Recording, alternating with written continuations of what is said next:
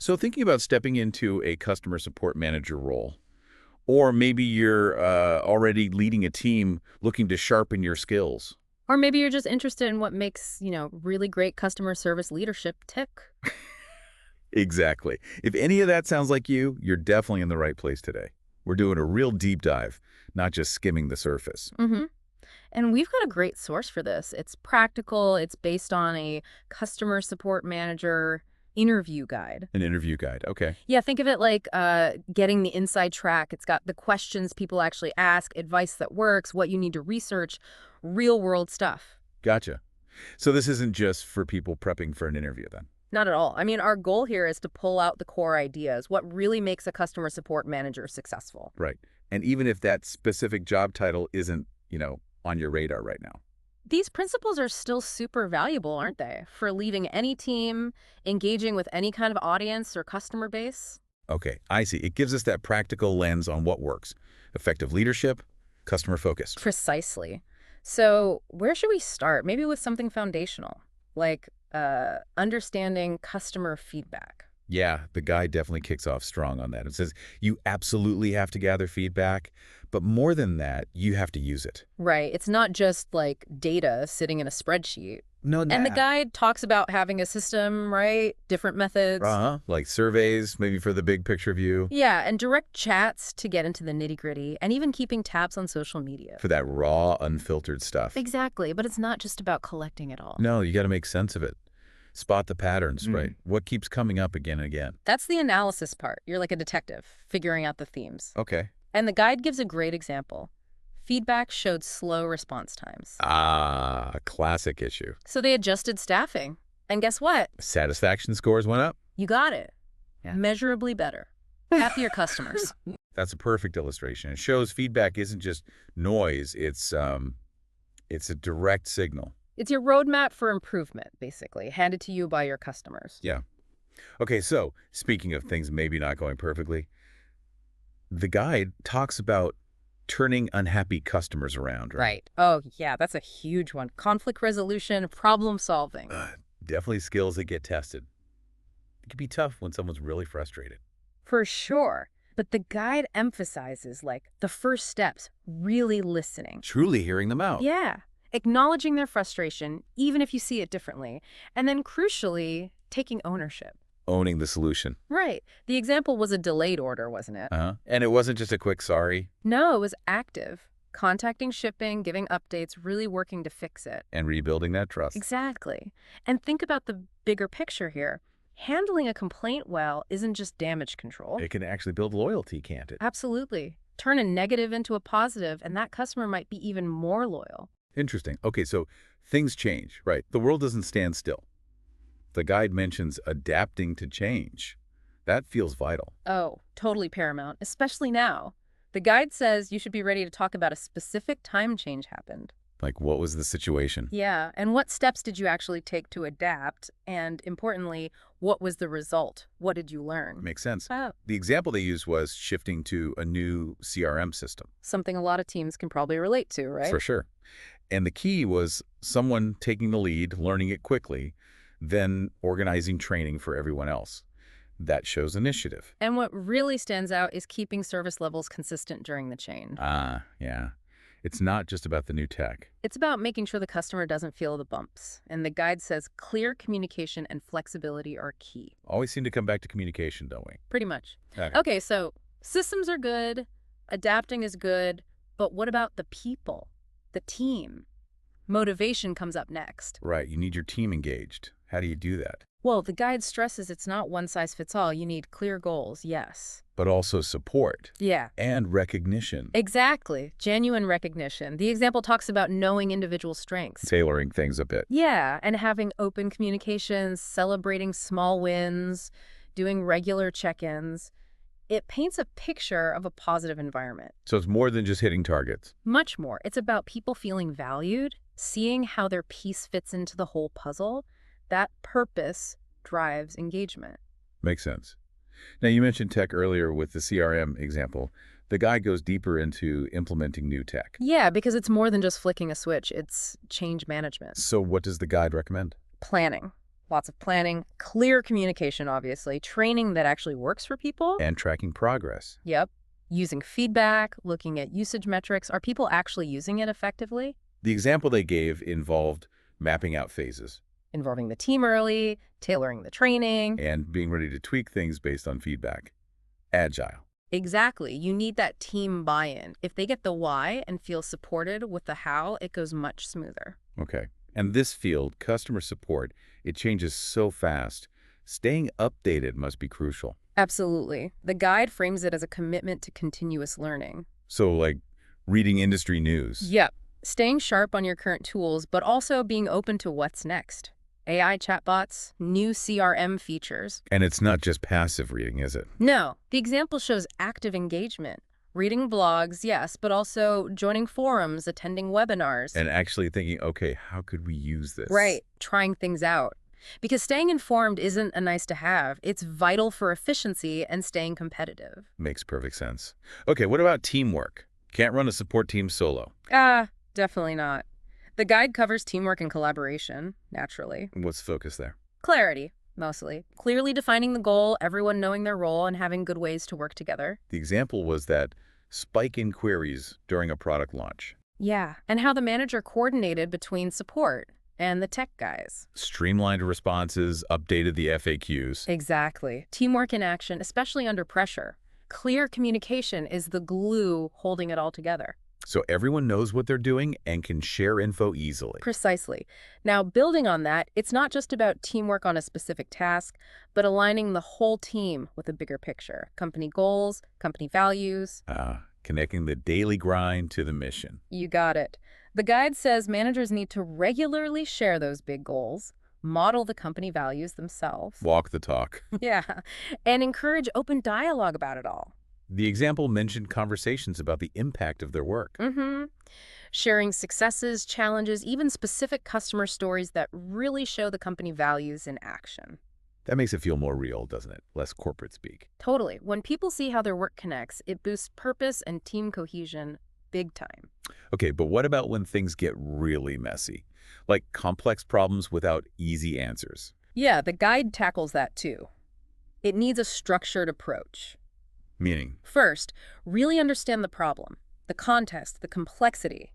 Then map out systematic steps to solve it. And reflect afterwards. Lessons learned. Definitely. The example was a software update causing chaos. In there. Right.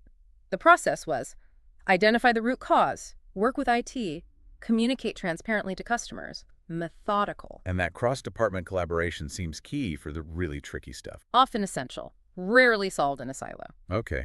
So you got the team, they're aligned, but are they using their tools right? The guide talks about software use. Yeah, ensuring effective use. It's ongoing, regular training, monitoring usage. Like, are they actually using all the features? Exactly. And encouraging feedback. What's working? What's frustrating? The examples were things like scheduling refreshers, maybe team members sharing tips. Yeah, creating a space for questions, building that confidence with the tools. Because confidence leads to efficiency. Directly. Yeah. And better, faster service for customers. Higher satisfaction. Makes sense. But sometimes there just isn't a clear answer, is there? Problems with no playbook. Ambiguity. The guide touches on that. It tests your critical thinking. So what's the advice? Gather info. Look at it from different angles. Be willing to test things out carefully. Like the example of a weird new service glitch. Yeah. Testing fixes iteratively, keeping everyone informed. It needs flexibility and collaboration when you're in uncharted territory. Being comfortable with not knowing everything right away. That's a big part of leadership, isn't it? Navigating that uncertainty. Definitely. Okay, let's switch gears slightly to those trickier customer interactions, the difficult ones. Always a relevant topic. The guide stresses staying calm and focused on solving the problem, even if the customer's upset. So first, make sure you understand the situation. Maybe repeat it back. Yeah, confirm understanding, then address their concerns with empathy. And clear communication. Aim for a positive resolution. The example was the customer really mad about a delayed order. Right. And the steps were listen carefully, work with logistics, give updates, maybe offer a small goodwill gesture. Showing you genuinely get their frustration and you're working on it. That's the core of it. De-escalation through empathy and action. Okay. And in support, you're often juggling, right? Multiple things demanding attention at once.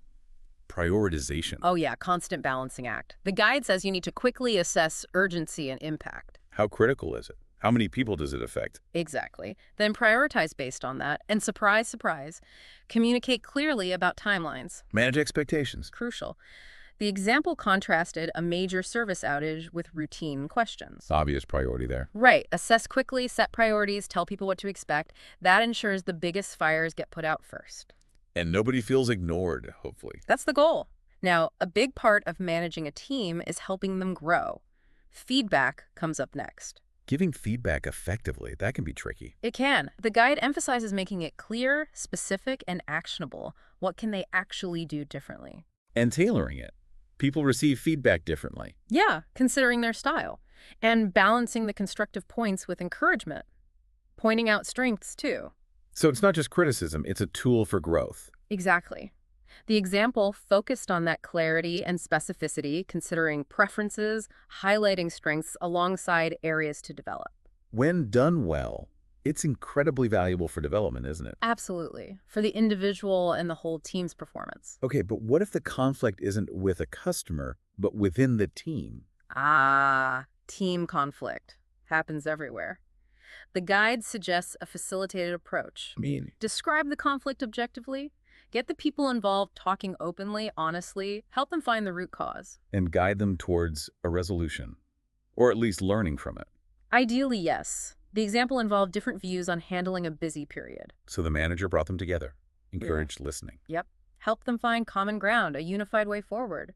Facilitated dialogue is key. Turning conflict into a chance to strengthen the team, maybe. That's the potential, yeah. Builds trust and resilience. It handled well. All right, so ultimately, it all comes back to customer satisfaction, doesn't it? Yeah. Ensuring that stays high. That's the name of the game.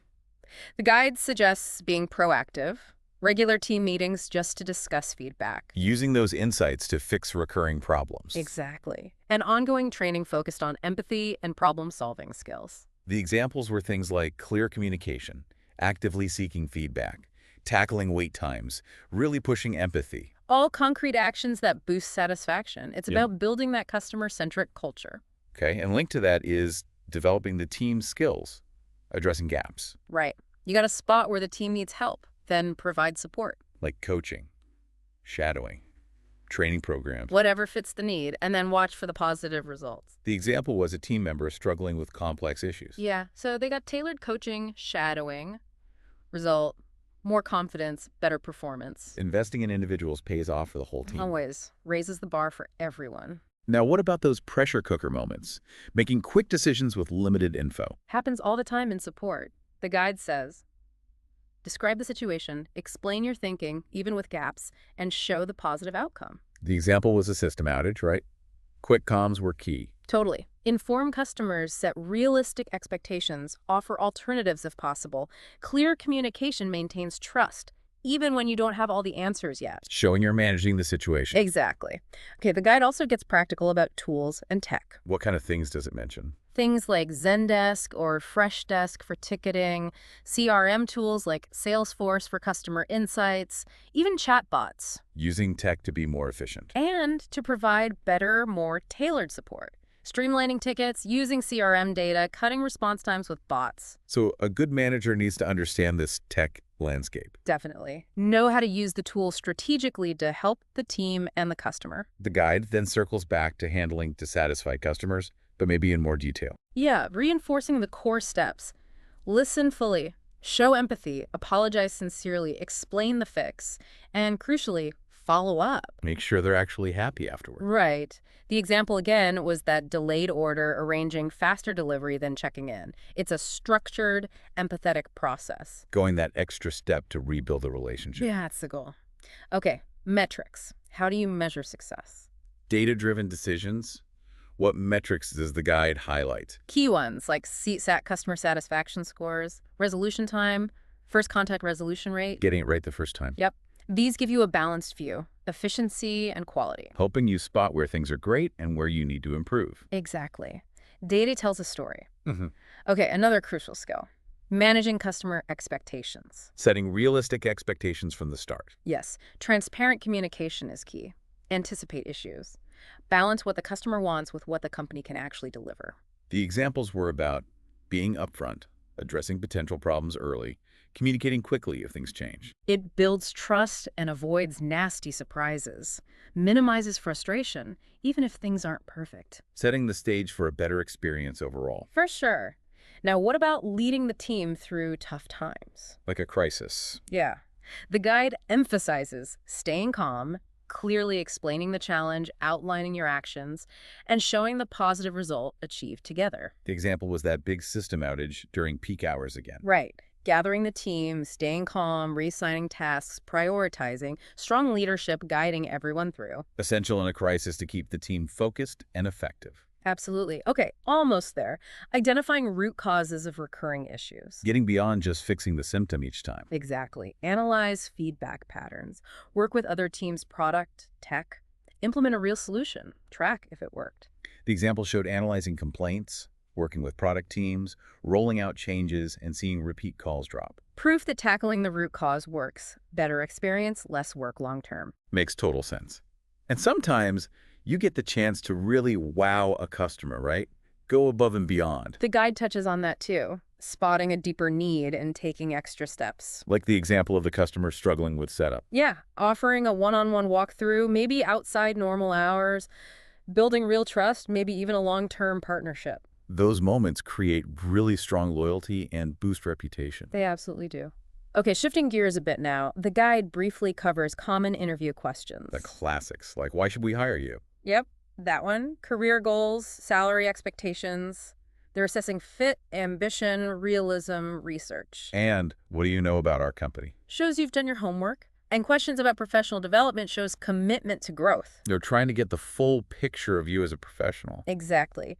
Which leads nicely into research tips. The guide calls the company website a gold mine. History, mission, values, news. Yeah, look for their specific language. Use it. And social media. LinkedIn, Twitter. Check their culture, how they talk to customers. Follow them, read the comments. Get a feel for their voice and reputation. Right. Also, look at competitors. Understand their positioning. How can you help them stand out? Use that knowledge to frame your contributions. Smart. And maybe check Glassdoor for culture, salary info, interview insights, but with a pinch of salt. Yeah, reviews can be biased. Look for patterns. Good advice. Okay, final practical point from the guide. What to wear for an interview. The age-old question, what's the recommendation? Polished business casual. Yeah. Neat iron shirt or blouse. Formal trousers or skirt. Dark, neutral colors. Clean shoes. Avoid flashy stuff. Good fit, good hygiene, neat hair. Professional bag. It's about projecting confidence and preparation. Making that strong first impression. Exactly. Okay.